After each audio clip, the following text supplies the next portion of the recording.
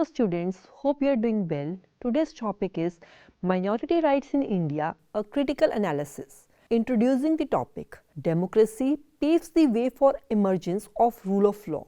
The principle of rule of law recognizes the rights of the citizen. Minority groups are vulnerable groups in any society and require protection and safeguards. The minority community deserves the attention of the legislature and the judiciary in providing safeguards for the protection of their human rights in preserving their language, culture, etc. Article 27 of International Covenant on Civil and Political Rights and subsequent jurisprudence provides the main element of definition of the term minority, that is, an ethnic, religious or linguistic group fewer in number than the rest of the population. A minority is a group with linguistic, ethnic or cultural characteristics which distinguish it from the majority. Secondly, a minority is a group which usually not only seeks to maintain its identity but also tries to give stronger expression to that identity.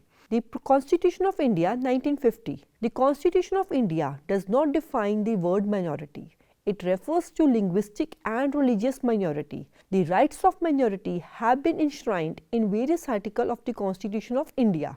The Supreme Court of India in TMA Pai Foundation versus State of Karnataka has ruled that the definition of minority shall be in relation to particular state or union territory.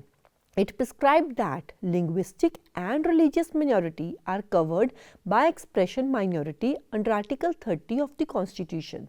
Since reorganization of the states in India has been on linguistic lines, therefore, for the purpose of determining the minority, the unit will be the state and not the whole of India. Thus, religious and linguistic minorities who have been put at par in Article 30 have to be considered state-wise. This implies that the Punjabis, though they constitute minority at the national level and are not minorities in the state of Punjab, but they shall be considered minority in the state of Andhra Pradesh. Similarly, Hindu, who is a majority community, would be numerically minority in Punjab. Professor Zoya Hassan, in her article Defining Minorities, feel that defining minorities at state level would limit the notion of minorities, entailing as it does the adoption of an essentially statistical concept of minorities. The characteristics that makes the minority group distinctive and vulnerable are language, religion, culture and gender, etc. The minority community shall be determined in relation to their power equations with the majority community. The rights of minorities have been recognized internationally. United Nations Declaration on Minorities 1992 under Article 1 defines minorities as a small group of people having national, ethnic, cultural, religious or linguistic identity and provides that states should protect their existence. Human rights are universal and are applicable to all human beings, including members of minority communities. Since the inception of the 20th century, the voices for the right of minority have gained greater resonance and relevance all over the world. Article 14. The principle of non-discrimination and concept of common citizenship are enshrined in the Indian Constitution. The first and foremost is the right to equality, Article 14, which is an extension of the right ensured in the preamble of the Constitution. Article 14 of our Constitution says that the state shall not deny to any person equality before law and shall provide equal protection for every person within the territory of India. Though this article appears to be very short and simple, it is one of the greatest pillars of democracy. It protects both minority and majority alike against the discriminatory conduct of the government. This provision describes the concept of equality, which is a hallmark of democracy.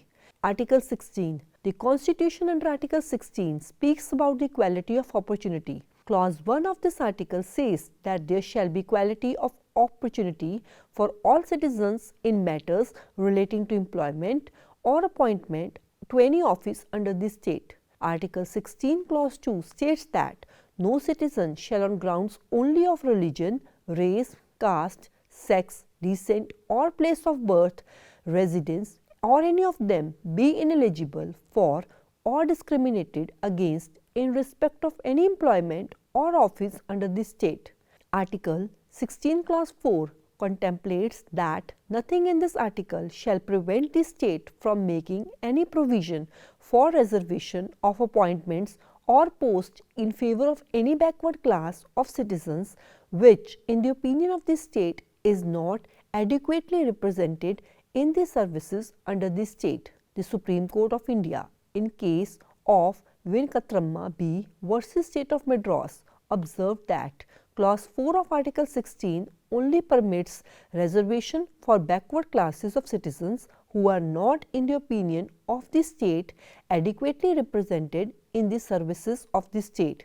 It does not permit reservation for any person who does not belong to category of backward classes, nor does it enable the state to reserve posts on communal lines. The Supreme Court in Rajendran CA versus Union of India held that Clause 4 of Article 16 is an instance and elaboration of the principle or classification which is inherent in Clause 1. In the famous case of Indira Sani versus Union of India, the Supreme Court observed that Clause 4 is exhaustive of the concept of reservation in favor of backward classes. It does not follow, however, that Clause 1 does not permit any reservation for any class other than backward. But in the latter case, the reservation will be valid only if it satisfies the test of reasonable classification, and state shall have to satisfy that such a provision was necessary in the public interest to redress an exceptional situation. In this case, the Supreme Court also observed that it is therefore clear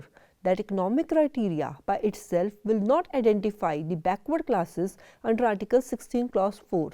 The economic backwardness of the backward class under Article 16 Clause 4 has to be on account of their social and educational backwardness. Hence, no reservation of post in services under the state based exclusively on economic criteria would be valid under Clause 1 of Article 16 of the Constitution. It surmises that the expression backward classes are not linked to religion or caste, and this expression is religion neutral. The matter whether a government aided minority institution shall comply with the reservation policy of the government came up before the Supreme Court in Sindhi Educational Society and another versus the Chief Secretary, Government of NCET of Delhi and others. The Supreme Court held that since the Constitution provides the minorities right to establish and administer schools or institutions, the appointment of a teacher is part of regular administration and management of the school. Once the teacher possessing requisite qualification were selected by the minorities for their educational institution, the state could have no right to veto the selection of the teachers. It further observed that state actions should be actio collabit, et sua via, and every discharge of its duty, functions and governance should also be within the constitutional framework. This principle equally applies to the government while acting in the field of reservation as well. It would not be possible for the courts to permit the state to impine upon or violate directly or indirectly the constitutional rights and protections guaranteed to various classes including the minorities. Article 25 of the Constitution. Article 25 of the Constitution ensures freedom of conscience and religion. It says that subject to public order, morality and health and to other provisions of this part, all persons are equally entitled to freedom of conscience and right to freely profess, practice and propagate religion. This article guarantees that every person in India shall have the freedom of conscience and shall have right to profess, practice and propagate religion subject to restrictions imposed by the state on the following grounds. Number 1, public order, morality and health. Number 2, other provisions of the Constitution. Number 3, regulation of non-religious activities associated with the religious practice. Number 4, social welfare and reform. Number 5, throwing open of Hindu religious institution of a public character to all Hindu classes. In Stanislaus Rev versus State of MP, the High Court of Madhya Pradesh observed that since the freedom belongs to every person, the freedom of one cannot encroach upon a similar freedom belonging to other persons. Hence, punishing forcible or fraudulent conversion would not be violative of this article. A 7-judge bench of Supreme Court in Commissioner H.R.E. Lakshmindra Tirtha and Rettilal and Panchanand Gandhi versus State of Bombay has held that, subject to the restriction which this article imposes, every person has a fundamental right under our Constitution not merely to entertain such a religious belief as may be approved of by his judgment or conscience, but to exhibit his belief and ideas in such overt act as are enjoined and sanctioned by his religion, and further to propagate his religious views for the edification of others. This has been reiterated in the case of Dargah Committee versus Sayyid Hussain Ali in year 1961. In case of Ramji Lal Modi versus State of UP, the Supreme Court said that Clause 1 of Article 25, subject to public order, morality and health, the freedom of religion is subject to interest of public order, so that it would not authorize the outrage of the religious feeling of another class with a deliberate intent. In Saifuddin Sahib, Sardar Saidna Tahir versus State of Bombay, it said these words save the power of a competent legislature to prohibit deleterious practice such as the sacrifice of human beings in the name of religion. The freedom granted by Clause 1 is subject to the power conferred upon the state by Clause 2 of this article, as has been held in Venkatrappa versus State of Mysore. This view has been affirmed by the fact that most of the judges of the 9-judge bench in Bombay versus Union of India who have found it to their conclusion as to the content of secularism under the Indian Constitution on its various relevant provisions such as Article 25 to 28, Article 30 and Article 14 to Article 16. Thus, it is held that notwithstanding the insertion of the word secularism in the preamble in year 1976, the scope of secularism has been gathered from the substantive provisions of the Constitution existing before the said amendment made by the 42nd Amendment of the Constitution. The insertion of word secular through this amendment has formalized the pre-existing situation. Drawing from the foregoing provisions, the majority of 9-judge bench in Bombay SR versus Union of India has laid down the following ingredient about the secularism under our Constitution. The Constitution prohibits the establishment of a theocratic states, that is Article 156 and Article 162. Not only the state is prohibited to establish any religion of its own, but it is prohibited further to identify itself with or favoring any particular religion, because the state is enjoined to accord equal treatment to all religious and religious sects or denominations. On other hand, secularism under Indian Constitution does not mean anti-God or atheist society. It only means equal status of religions without any preference in favor of or discrimination against any one of them. The doctrine of basic feature is not found in any of the express provision of the Constitution. On the other hand, it is a judicial innovation, doctrine of basic feature introduced in 1973 by 13 judges bench of the Supreme Court in Keshwanand Bharti versus State of Kerala, overruling to established rule of constitutional interpretation that all parts of a written constitution and all its grantees have equal importance, as held in Gopalan A.K. versus State of Madras. It is a novel doctrine introduced 17 years after the adoption of the Constitution, which strengthened the basic structure of the Constitution judicially from the spate of amendments. But the basic features have so far not been defined by any of the constitutional bodies. Article 26. Article 26 contemplates that, subject to public order, morality and health, every religious denomination or any section thereof shall have the right to establish and maintain institutions for religious and charitable purposes, manage its own affair in matters of religion, own and acquire movable, immovable property, and to administer such property in accordance with law. This article guarantees certain right to every religious denomination subject to public order, morality and health and the rights are capable of being enforced by or on behalf of denomination. The word denomination has been described by Supreme Court in Commissioner HRE versus Lakshmindra Tirathswamier as a collection of individuals classed together under the same name, a religious sect or body having a common faith and organization and designated by a distinctive name. In order to constitute a religious denomination, the Supreme Court prescribed 3 conditions in Jagdishwaranand Acharya versus Commissioner of Police Calcutta, which are: number 1, it must be a collection of individuals who have a system of beliefs or doctrines which they regard as conducive to their spiritual well-being, that is common faith.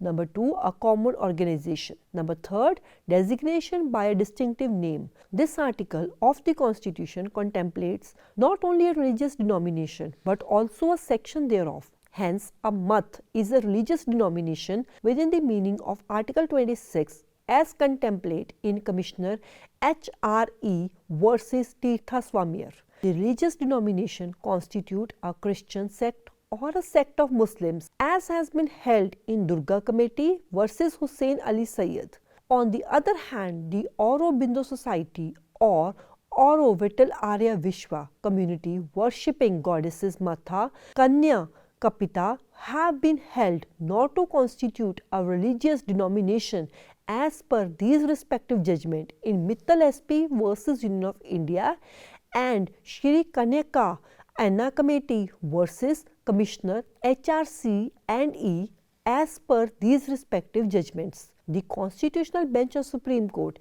in Commissioner Hindu, Religious and Charitable Endowment Madras versus Shri Lakshmindra Tirathswamier of Sirmat held that context matter of religion is not confined to the faith and religious belief and includes the practices which are regarded by the community as part of its religion. It further held that a law which takes away the right to administer the religious denomination altogether and vests it in any other authority would amount to violation of right guaranteed in Clause B of Article 26 of the Constitution.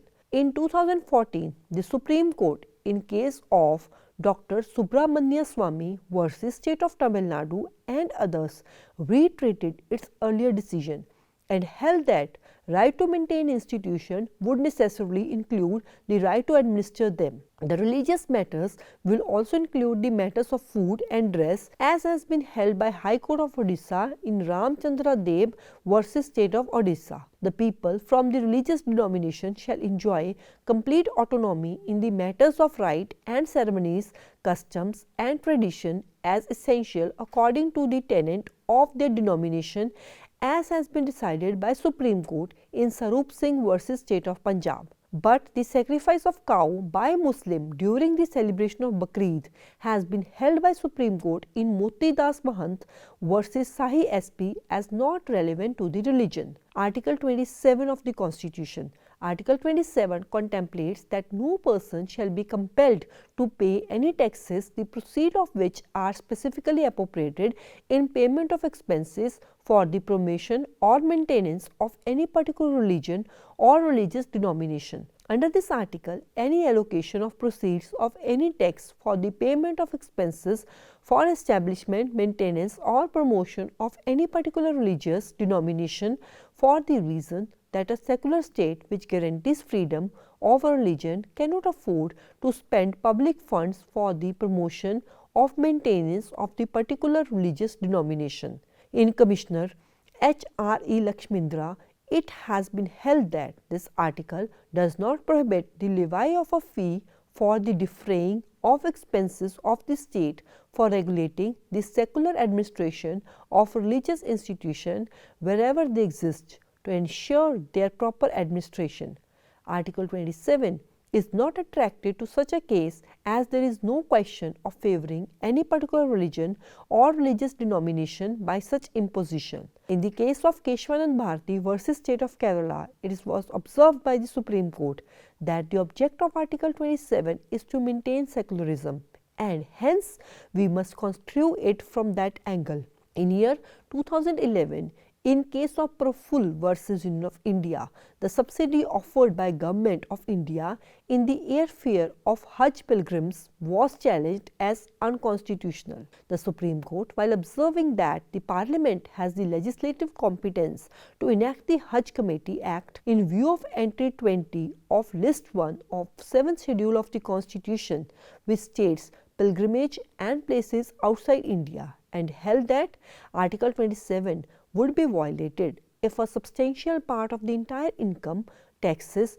that is central, excise, custom duty, sale tax or any other tax collected in India were to be utilized for promotion or maintenance of any particular religion or religious denomination. It is nowhere mentioned in the writ petition as to what percentage of any particular tax has been utilized for the purpose of the Hajj pilgrimage. If only a relative small part of any tax collected is utilized for providing some convenience or facilities or concession to any religious denomination, that would not be violative of Article 27 of the Constitution. Thus, there is no violation of Article 27 as also Article 14 and 15 of the Constitution. In the year of 2011, in cases of Union of India and others versus Rafiq Shaikh and another, the Honorable Supreme Court, while quoting extensively from Islamic jurisprudence in its interim order, strongly directed the central government to progressively reduce the amount of subsidy given to the Hajj pilgrims so as to completely eliminate it within a period of 10 years. It further observed that nomination of members to the goodwill delegation is complete violation of Article 14 of the Constitution, and no purpose would be served by sending such a large, unwieldy, amorphous and randomly selected delegation. While disposing of this case in the year 2013, the court reiterated and confirmed its earlier orders, direction and further directed the central government to prepare a 5-year plan of action for better arrangement of Hajj pilgrimage. Article 28 of the Constitution.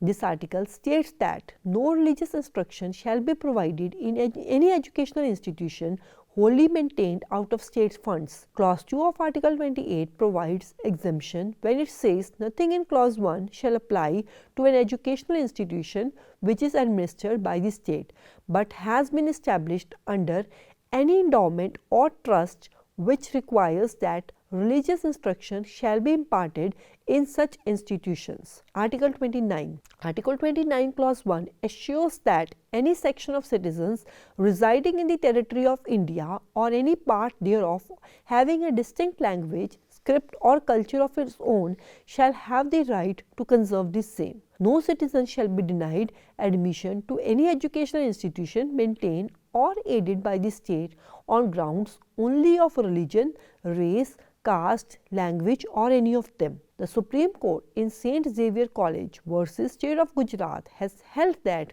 these two articles, Article 29 and 30, confers 4 distinct rights. Number 1, right of any section of citizens to conserve its own language, script or culture, given under Article 29 Clause 1. Number 2, right of all religious or linguistic minorities to establish and administer educational institution of their choice, Article 30 Clause 1. Number 3, right of an educational institution not to be discriminated against in matter of state aid on the ground that it is under management of a minority, Article 30 Clause 2. Number 4, right of a citizen not to be denied admission into state maintained or state aided educational institution on ground only of religion, race, caste or language, Article 29 Clause 2. In this case, the Supreme Court further observed that there is no fundamental right of a minority institution to get affiliation from a university. When a minority institution applies to a university to be affiliated, it expresses its choice to participate in the system of general education and courses of instruction prescribed by that university, and it agrees to follow the uniform course of the study. It further observed that the minority institution have the right to administer institution. This right implies the obligation and duty of the minority institutions to render the very best to the student. The best compliment that can be paid to a minority institution is that It does not rest on or proclaim its minority character. Article 30. Article 30 Clause 1 contemplates that all minorities, whether based on religion or language, shall have the right to establish and administer educational institutions of their choice. In year 1978, the 44th Amendment to the Constitution has inserted Clause 1 under this article, which reads as under 1A. In making any law providing for the compulsory acquisition of any property of an educational institution established and administered by the minority referred to in the clause, the state shall ensure that the amount fixed by or determined under such law for the acquisition of such property is such as would not restrict or abrogate the right guaranteed under the clause. Article 30 Clause 2 contemplates that states shall not, in granting aid to educational institution, discriminate against any educational institution on the ground that it is under management of a minority, whether based on religion or language. A 7-judge bench of Supreme Court in the case of P.A. Inamdar versus State of Maharashtra discussed the entire gamut of law in relation to minority educational institution and noticed that the right conferred by Article 30 was more in nature of protection for minority. It protects minority institution from regulatory legislations framed under Article 19 Clause 6, but still they were not immune from regulatory control. The Supreme Court was primarily concerned in that case with admission of the students to different institutions, where it observed that even within the scope and ambit of Article 30 Clause 1, there was a need for imposing reasonable restrictions even on minority institutions, and such directions would not vitiate and hurt the minority status. While dealing with the issue of minority character of Aligarh Muslim University, a division bench of High Court of Allahabad in January 2006 held that Aligarh Muslim University is not a minority university within the meaning of Article 30 of the Constitution, and hence the provision of 50% reservation for Muslims is invalid. The Allahabad High Court cited the judgment of the Supreme Court in S. Aziz and another versus Union of India, which rejected the claim of the AMU being minority institution. However, the Supreme Court issued an interim order to maintain status quo. The issue of rights of minority came up before the Supreme Court in case of Kanya Junior High School Bal Vidya Mandir versus UP Basic Shiksha Parishad. The court observed that law did not contemplate granting of any higher rights to the minority as opposed to majority, and it only conferred additional protection. In May 2014, in a recent judgment of a Supreme Court of India in Pramati Educational and Cultural Trust versus Union of India, observed that and held thus the power under Article 21A of the Constitution vesting in the state cannot extend the making of law which will abrogate the right of minority to establish and administer school of their choice. We, however, hold that the 2009 Act, insofar as it applies to minority schools, aided or unaided, covered under Clause 1 of Article 30 of the Constitution, is ultra vires of the Constitution. Concluding the topics, so students, you have learned from this lecture that various articles of the Constitution provides right to minorities clearly and firmly, sum up towards a multi-religious, multicultural, multilingual and multiracial Indian society, interwoven into an inherent unity, harmony and integration. Rights are universal and are inherent to all human beings, including the members of minority community. In addition to those universal rights, minorities as individuals and groups are entitled to minority specific human rights linked to their minority status and identity. Pluralism and inclusive growth would be a distant dream if the minority citizens are not allowed to stand shoulder to shoulder with their counterparts from the majority community. Thank you and have a nice day.